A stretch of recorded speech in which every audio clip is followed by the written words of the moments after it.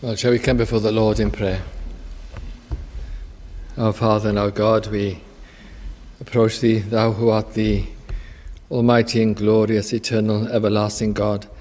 And, O Lord, we come before Thee in the merits of the our Lord and Saviour, Jesus Christ, His blood and His righteousness. O Lord, what a provision we have in Him for us who are sinners to know a holy God. And we thank Thee for all He is and has done for us, and pray now through Him and His wondrous merits and His great person, we might be blessed this evening. Lord, bless us in the name of Thy Son, we pray, and for Thy glory. Amen.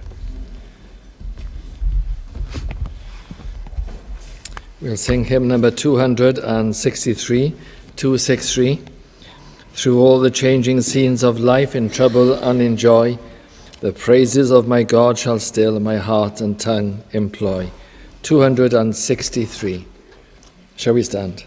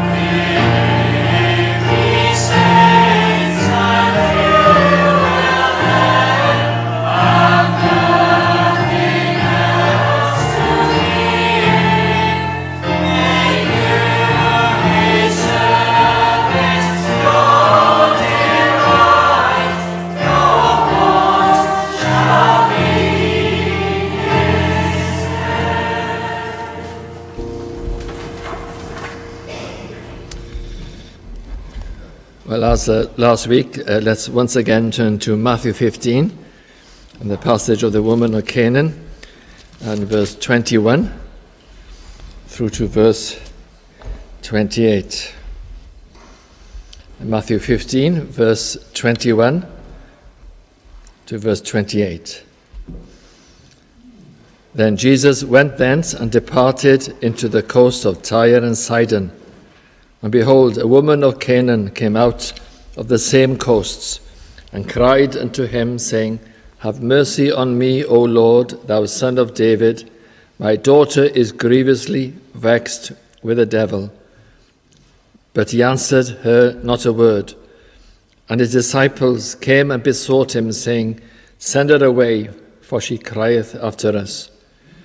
But he answered and said, I am not sent but unto the lost sheep of the house of Israel. Then came she and worshipped him, saying, Lord, help me. But he answered and said, It is not meet to take the children's bread and to cast it to dogs. And she said, Truth, Lord, yet the dogs eat of the crumbs which fall from the master's table. Then Jesus answered and said unto her, O woman, great is thy faith, be it unto thee even as thou wilt. And her daughter was made whole from that very hour. Amen. May the Lord bless that reading of his word. We'll sing hymn number 884, 884. O God of Bethel, by whose hand thy people still are fed, who through this weary pilgrimage has all our fathers led, our vows, our prayers we now present before thy throne of grace. God of our fathers, be the God of their succeeding race. Shall we stand to sing 884?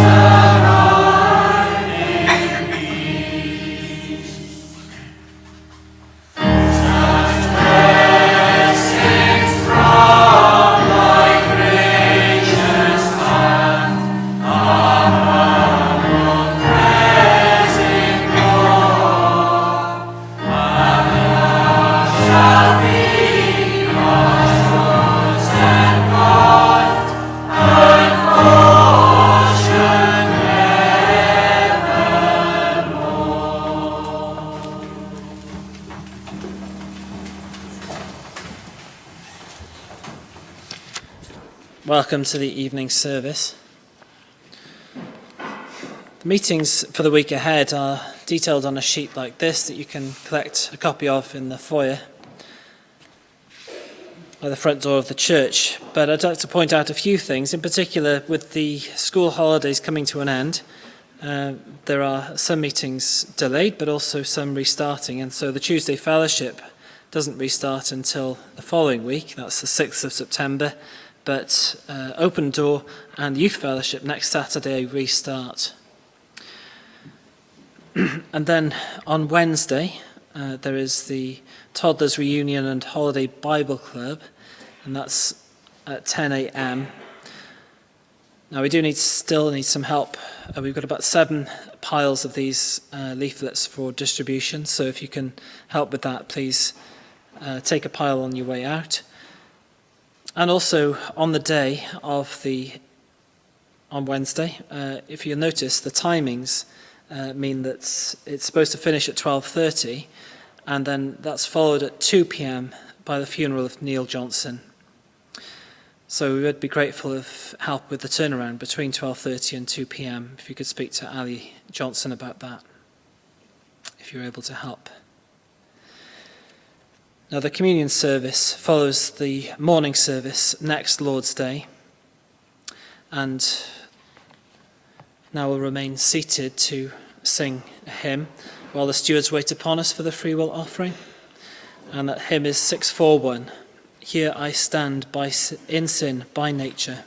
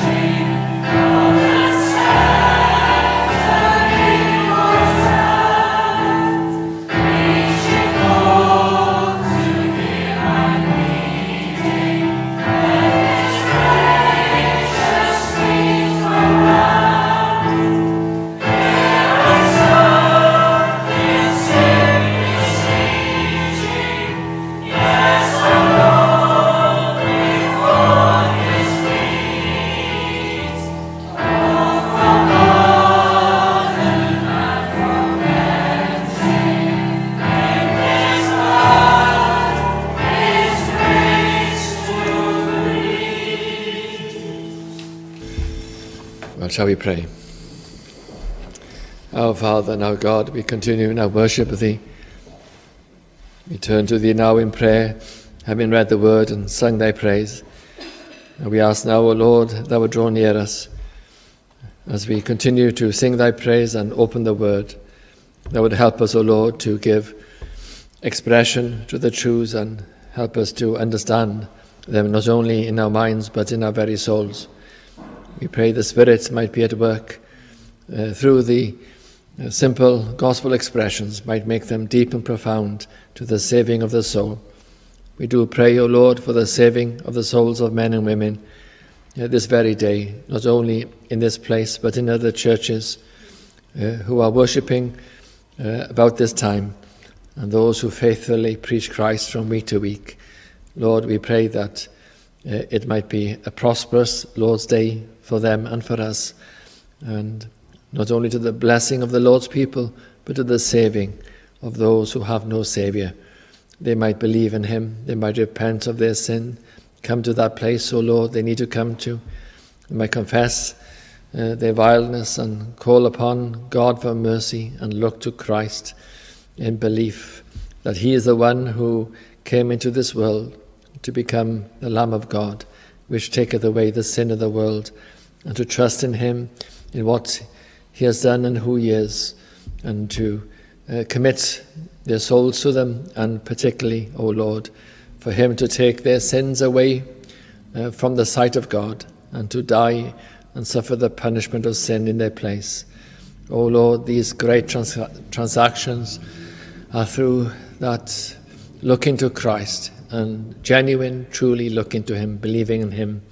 And we do ask, O Lord, that those who are here this evening might look and might behold the Lamb of God and might believe, and might follow, that all the ingredients of true faith, O Lord, might fall into place, that it might not be a faith which is of man and which comes short, but it might be a gift of faith, that they might respond to the call of the gospel to repent and believe, and they might do so, might believe in the innermost soul, might believe in Jesus Christ, and then to be his forever. Oh, what a change. We thank thee, O Lord, for this great change that takes place in the heart when we believe in him, and then we find that we are indeed his, and he is our Lord and Saviour. We are joined to him. Our souls are joined to his person. There is an intimacy. We are indeed told the great secrets of God through the Spirit, whereas before we were in ignorance and darkness and could not really understand ourselves or God or the world. But now, through this enlightenment, we discover these fundamental truths about ourselves and God, and understand the world. Not that there is a great mystery really, but it was because of our ignorance and darkness. And yet there are great mysteries, there are great wonders.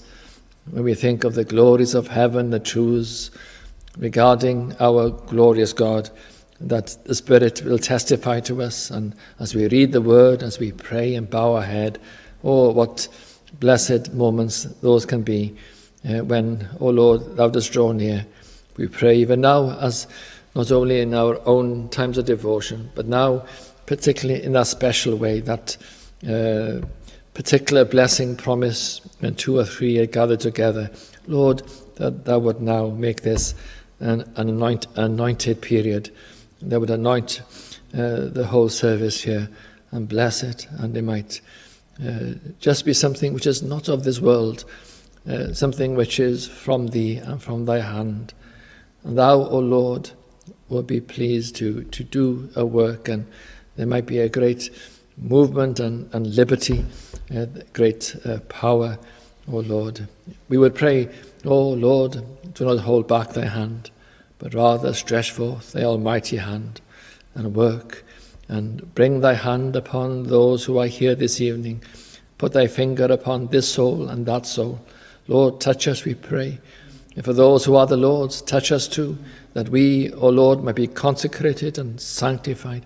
Oh, we might learn so much, O Lord, we might change so much, but particularly for those who at the moment are in utter darkness, oh, that they might have that light shed abroad in their heart, and the light of enlightenment, where they will see their sin and believe in the Lord Jesus Christ and know the great blessings. Oh, and then we think of where it all ends, and it ends in glory, glory, wondrous glory, to be with the Lord. What blessing beyond all blessings, to be with him.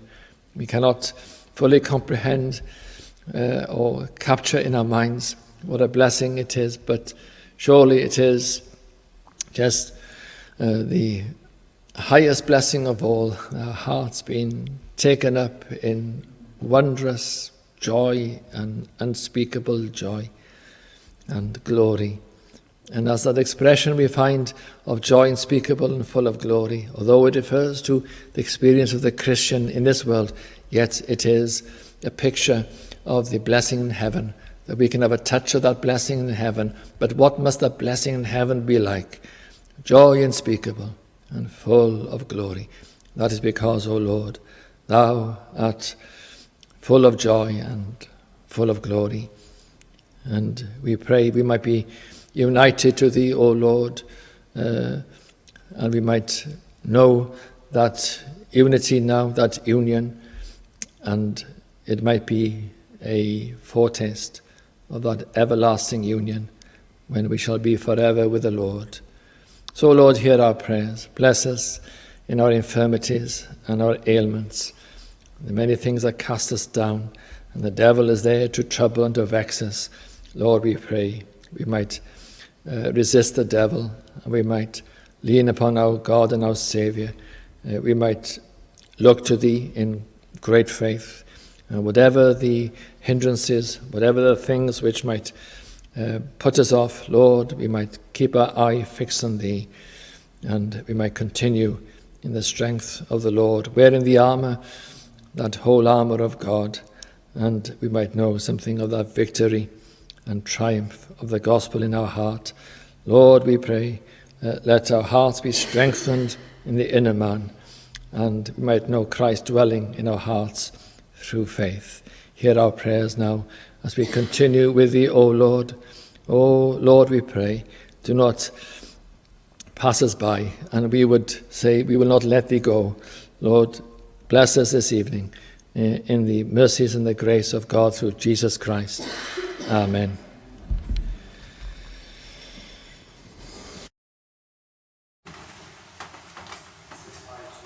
Here's our next hymn, 652.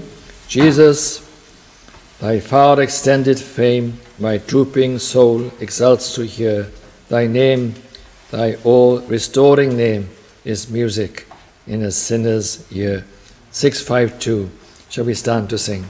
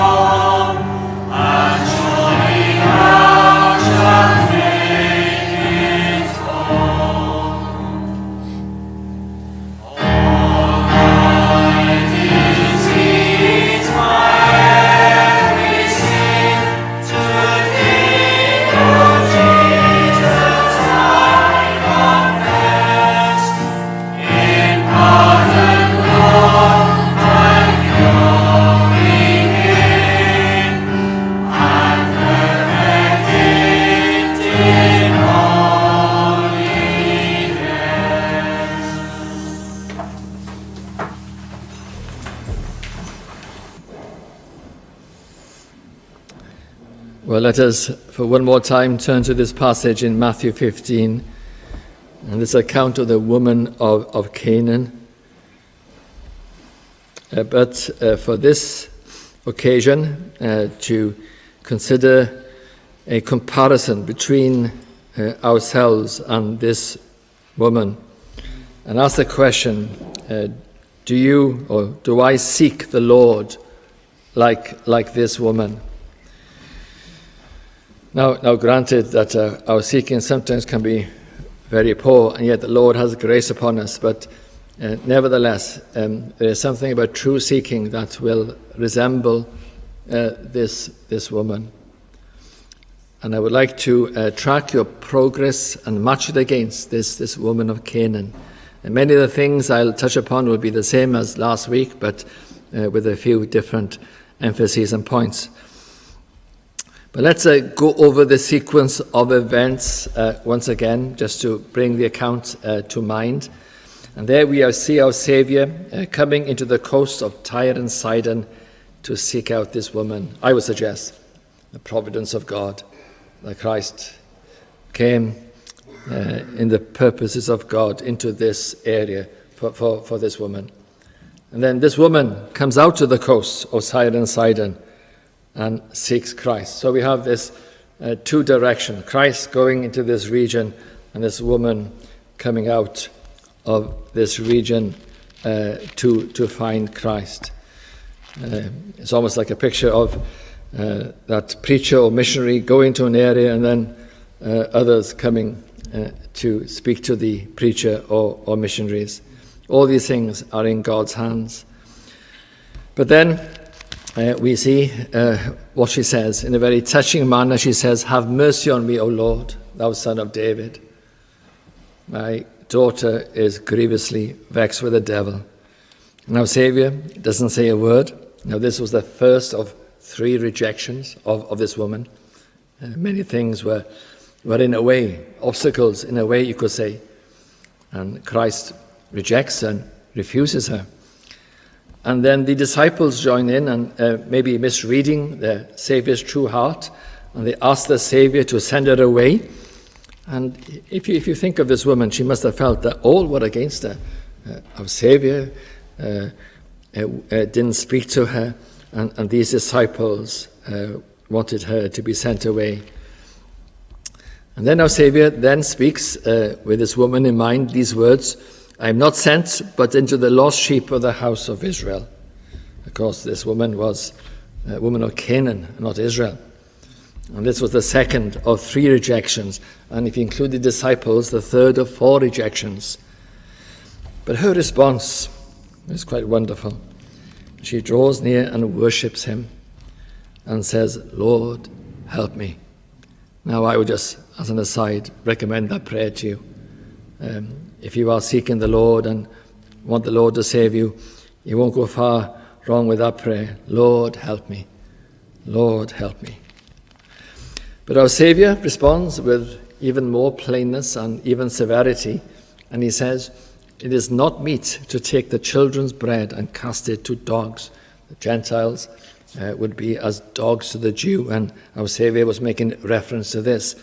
And this was the third of 3 rejections, or even the fourth of 4 rejections. Then her answer says a lot about her. Shows her humility and also her faith in Jesus Christ. "Truth, Lord," she says, "yet the dogs eat of the crumbs which fall from the master's table." And then our Saviour answers, showing his true heart. For his silence and his rejections were only to draw her out. It's very plain to see, isn't it? He was only drawing her soul out by his silence and these rejections. And then he reveals his true heart. And the language changes from dogs to "O woman." No more mention of dogs. "O woman, O woman, great is thy faith. Be it unto thee, even as thou wilt." And her daughter was made whole that very hour. And so, therefore, let's track your progress and match it against this woman of Canaan. And ask the question before we do that, why is it important for you to be like this woman? It's because this woman shows the way to find help in Jesus Christ. in a very particular way. She's a very good example of somebody who would not let go and continued and showed her faith in Christ in so many ways. And she found him. And therefore, I recommend her to you, that you might follow in her wake, so to speak. You might follow her example. You must go yourself, of course, but she shows you how to do it. Well, let's look at some ways in which you are not like this woman, in the hope that you might certainly be like this woman. And first of all, just a few simple points. There's no sense of need in many people. Now, not so with this woman. This woman, from her coming out of the coast to her words, "Lord, help me," shows how she felt for her daughter who was grievously vexed with the devil. And it's obvious this woman felt her need and felt for her daughter and was desperate and was breaking her heart. Just imagine what her situation must have been like. This evil spirit or this devil was vexing her daughter. How distressed she must have been to see her daughter tormented in turmoil from this devil, this evil spirit. But you know, your situation as an unbeliever is not so different. Throughout life, you will find that you are vexed by the devil, and he torments and brings you down into great valleys and destroys you.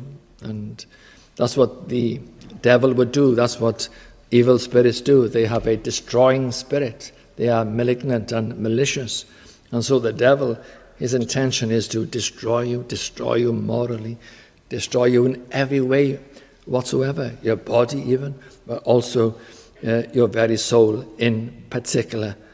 And you are in great need. But the difference is, perhaps, you don't have a sense of need. There's a great tragedy about this, a great mystery. How is it that you could be in so great a need, and yet you do not sense or feel that need? And the truth is this, and this is a terrible condemnation of you, that your situation is as bad, if not worse, the truth be told, than this woman and her daughter. Because we're not speaking of a daughter now, we're speaking of your immortal soul. You might think of your child, so to speak, as your soul. Your soul. You need to look after your soul. And your soul is in terrible hands, and the devil is in control of your life and able to do pretty well what he wants you according to his pleasure. And yet you are not concerned about it, have no sense of need. Of course, all this is from the devil.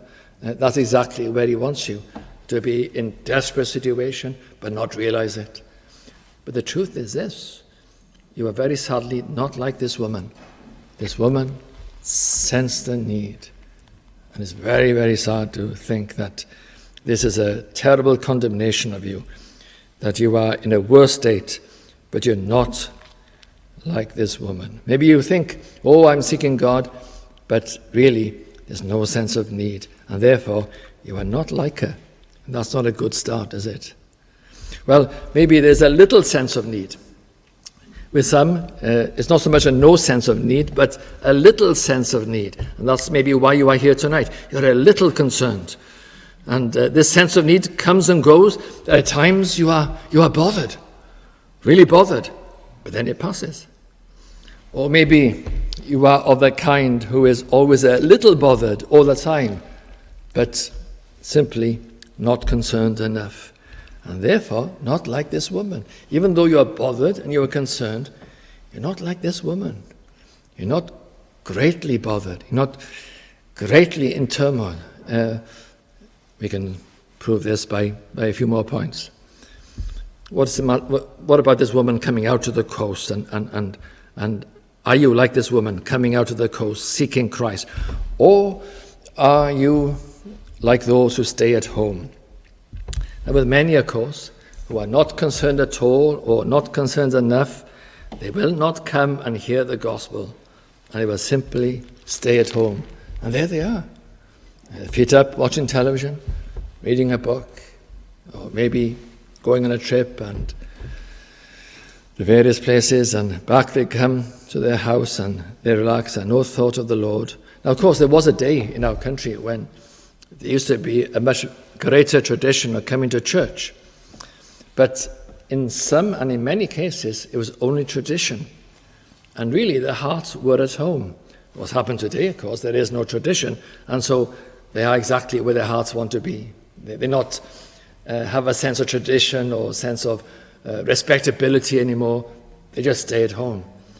Well, how different that is from this woman. If that is where your heart is, that you want to be at home with your feet up, watching television or doing something on the computer, whatever it is, you are not like this woman who left the home and traveled out to the coasts and came to hear the gospel and find Jesus Christ. Or maybe it's not so much staying at home, but you come occasionally. And those who have a little sense of need maybe are more likely to come to church occasionally. My dear friend, occasionally. Occasionally. What do you think about that? I know we've said that those who stay at home are not like this woman, but those who come occasionally are not like this woman. It's a long way from this woman, this pleading and holding on to Christ. It's a long way from her. This coming when it's convenient and when other things are not in the way and you can find the time. No, there's something about this whole account that this woman left the house, travelled. Who knows how far she travelled. And she made inquiries where Christ was, found him, and no doubt, without invitation, burst through the doors. And is that the way you come to church? Do you come to church in that sense? Hope against hope? Desperate, wanting to hear the gospel? Well, if not, you're not like this woman. You might think you are seeking God, but you are not. You are not seeking God like this woman. I pray to God that you might. But then this matter of holding back. Some who come occasionally or even quite regularly, for some reason, hold back. And they don't approach the Saviour. And that's very different from this woman. This woman did not hold back. We mentioned last week about being the gospel shop. And those who are in the gospel shop, those who are saved, are the ones who go to the counter. But maybe you are browsing and going around. And you know what it's like to browse, don't you? You go in and you don't want the person to speak to you because you don't want to buy. And can I help you? I'm fine, thanks, I'm browsing. Maybe that's the way you are in the church. You come and you hold back. And you don't want the pastor to speak to you. You don't want another Christian to ask you, are you saved? And you're afraid of those questions. Well, maybe that is your heart. You're not like this woman. Many reasons for holding back. Maybe two particular reasons. You're holding back in two directions, you could say. That you are not thirsting and wanting Christ, but also you have a love of the world. And these double impacts upon you mean you hold back. You don't have that drive, that desire for Christ, a thirst for Christ, but also you are looking back to the world and being held back as if you have some kind of elastic connection to your back, holding you to the world. Oh, my dear friend, cut that tie, I suggest to you. But for sure, you are not like the woman of Canaan. She did not hold back. There's no way you can say she held back. She most certainly did not hold back. And then this matter of being put off by the Lord's people. The disciples here could represent the Lord's people. The disciples wanted the Saviour to send her away. And it could well be that you are put off by the Lord's people. Even though the Lord's people, I would defend them. They are a lovely people, but they're not perfectly like the Saviour and might well give offence and do, no doubt, from time to time, maybe more often than we should, give offence. Well, if you have taken offence with some Christians and therefore holding back from Christ because of that, you are not like this woman. This woman ignored them, went right past them, just looked at the Saviour. And that is exactly what you must do. How easy it is for something to offend you and then to be put off. No, keep your eyes upon Christ. We trust that Lord's people will be helped you, and they are, and they can be, if you think rightly, but we are so sensitive and so easy. You could allow the devil to put an offense in your heart and take against the gospel. My dear friend, if you want to see the gospel as it really is, look at the Saviour, look to him, and believe in him like this woman. What about another matter? You are put off maybe by no answer. You see, as our Saviour here did not answer her at first, you also might be put off by no answer from Jesus Christ. I have prayed to him, and he did not answer me. And maybe you say, I prayed to him often. I prayed to him over many years, many times, and he has not answered me, and you are offended. Well, even that shows the problem of your heart. You haven't been humbled enough. But I would suggest your prayer is not in the spirit of this woman and her pleadings. There might be a lot wrong with your prayer. You might be putting down conditions. You might want the world and want Christ, and you can't have that. And very simply, you haven't been humbled enough. You haven't come to that place of true repentance and faith in Christ. And this silence of Christ may be his way of dealing with you. He says nothing to you because you haven't come to that place. It's his kindness to show you your need. But what are you going to do? Are you going to take offense by this silence? Or are you going to be like this woman who presses on regardless? If you are put off by no answer to your prayers, you are not like this woman of Canaan. What an example she is. Or maybe you are put off by condemnation. Our Saviour spoke of the Gentiles like being dogs. And you might be offended with the Lord and the Bible speaking of you as a sinner. The passage here speaks of being vexed by a devil, and all these are pictures of your condition, and also like being dogs, base and brutish. My dear friend, you are a sinner, a vile sinner. Are you offended by that? Are you going to be put off? Many are, of course. They want a sweet message to encourage them in life and to send them on happily. They're not ready for this message, which deals with the real issue. What's the point of sending you off happily if you are sent off as a sinner condemned to the judgment of God? What a sending off that is. Rather, you need to hear the truth about your condition. But maybe you're offended. This woman was not offended. Notice what she says in verse 27. Remarkable response. Christ has just mentioned that the dogs should not have the food of the children. What does she say? Truth, Lord. Truth, Lord. What a response. Is that your response? Truth, Lord. Yet the dogs eat of the crumbs which fall from their master's table. Can you come to that place? Truth, Lord, I am a sinner. Truth, Lord, I am like the dogs. I am vexed with the devil. Truth, Lord. Now, I dare say it's a struggle to get to that place.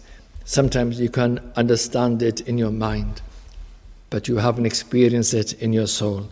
Oh, that you might understand the condemnation in your soul, but then at the same time be so humbled in your heart and come to an agreement that this condemnation is a truth about me. Truth, Lord. My dear friend, is a lovely place. It's a good place. It's a place of truth. It's the beginning of salvation. Oh, come to that place where you say, truth, Lord, I am like the dogs. I am a sinner. I am a vile sinner. I am the chief of sinners. Truth, Lord, that is me. Oh, this woman, what lessons she gives us. And then, perhaps you have no faith in his ability. This woman had faith in the ability of Jesus Christ. Do you have faith in the ability of Christ to save? There is no salvation without faith. If you have not got this belief, this God-given belief, this gift of faith, then you cannot be saved.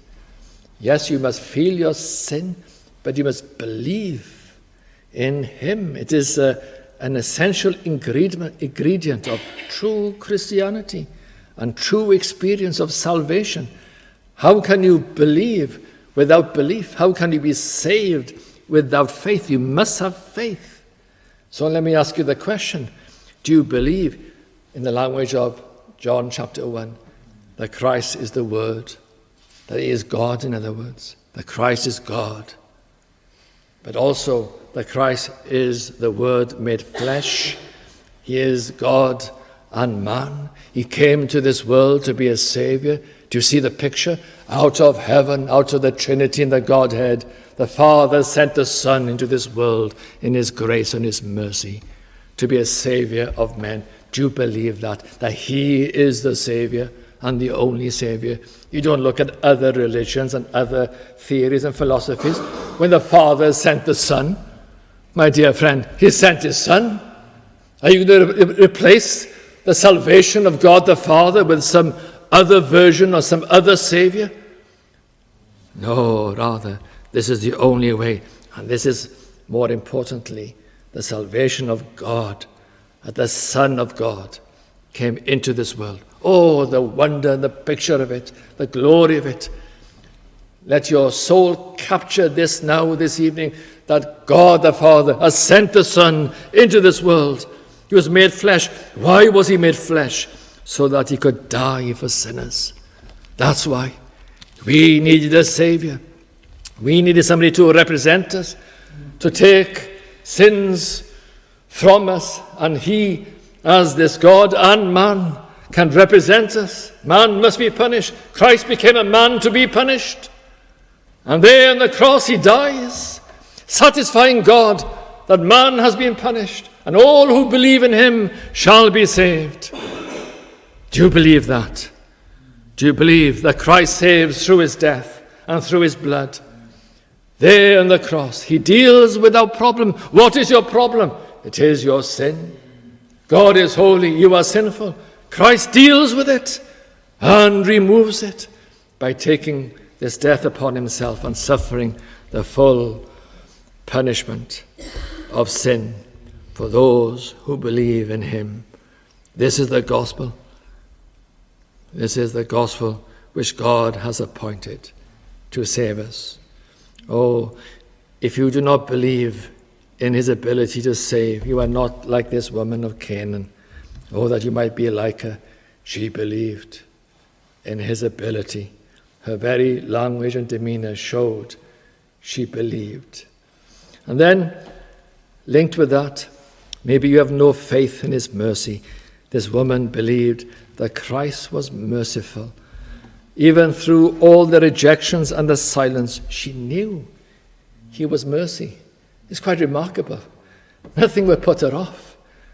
Rejections, 4 rejections, silence and words against her, insults you could say. Yet this woman knew that he was all mercy. She knew him. How did she know him? She did know him by God's grace. She knew his nature. He was able to save, and he was willing to save, and he was all compassion, and he is all compassion. He's a merciful Savior through and through, has proved it 10,000 times 10,000. So many saints have been saved by him, so many Christians, so many sinners, I should say really, because that's what they are in the first place, before they become the saints of God, that they are sinners. So many sinners have been cleansed in his blood, thousands upon thousands, and he's shown his mercy time and time again. Many people like Saul of Tarsus, and many other Manassehs, like in the Old Testament, wicked people, and God has mercy upon them. Magdalene, Manasseh, Saul of Tarsus, but all sinners, all kinds of sinners, hypocrites and those who are depraved, those who have rebelled against his ways all their life, sinners 70 and 80 years, at the last breath they believe, and some early in years. And so God, through Christ, has saved so many. He is all compassion. He's proved it. It's not as if the churches have not had Christians through the ages. In times of revival, these buildings would have been full of those who had been saved and singing the praises of God. He's proved it all those times that he's a God of mercy. Will you believe it? Will you believe it yourself? Maybe you've come to this place, I'm a sinner, I'm a vile sinner, but I'm too sinful. You don't know the Savior, do you? You don't know his ability to wash away all sin. Neither do you. No, you underestimate his mercy towards sinners. There is none who is more merciful than Jesus Christ. If you do not know he is merciful, you're not like this woman. And then this matter of approaching. We mentioned holding back. This is the other side of holding back. She approached him. All you can say about this woman was this: as he traced her steps, leaving the coasts, pleading and reasoning with Christ, she was all approach, don't you think? All approach. Isn't that how you see her? There just seems to be this momentum all the way from her house, all the way to Christ, past all those objections. She was approach and all approach. My dear friend, are you all approach? What is the state of your heart? Are you holding back? Well, that's not good. But are you approaching? Are you approaching half-heartedly, or are you all approach? This all approach is really the forerunner of the words of Christ. O woman, great is thy faith. When you come to that place, when you are all approach, then indeed Christ will relent, because you've come to that place of true repentance and faith, and he will say such words as, O woman, great is thy faith. And then the matter is closed, so to speak, and completed. There is a phrase often used, to close with Christ. What does it mean, to close with Christ? It is really very simply this final and decisive approach of true faith. It is the entry of belief in Christ, the acceptance of Christ, of coming to that place, and then the matter being sealed, saved, and saved forever. Then come, truly close with Christ. Let it be sealed and done, that you might be in him. It's a bit like crossing the line, isn't it? You think of athletes, and some athletes very foolishly slow down before the line. What is the advice? Run through the line, burst through it. And indeed, if you shall believe in Christ and approach him, then indeed you shall cross that line, and Christ will save you altogether. Well, shall we pray? Our Father and our God, we thank thee that there is salvation. Oh, what mysteries there are in the way that God deals with us, and our foolishness and our weakness. But Lord, we pray that we shall be like this woman of Canaan, and we shall indeed, O Lord, continue and approach until we hear those words of acceptance. Hear our prayers now, O Lord. We do pray for true salvation in our day, and pray that thou would bring many cases like this woman of Canaan, that many might be like her, Bartimaeus, a woman of Canaan, and such like. Lord, let there be many. We pray these things in our Saviour's name, and to thy glory, Lord. Amen.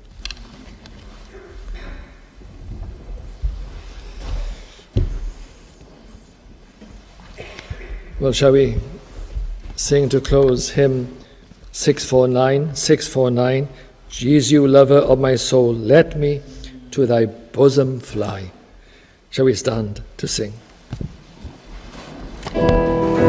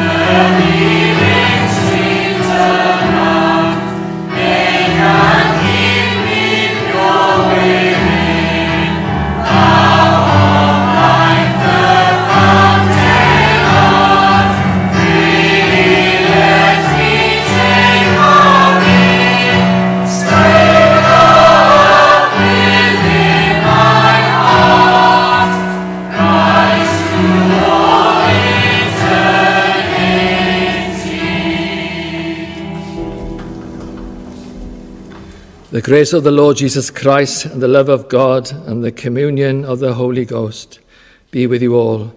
Amen.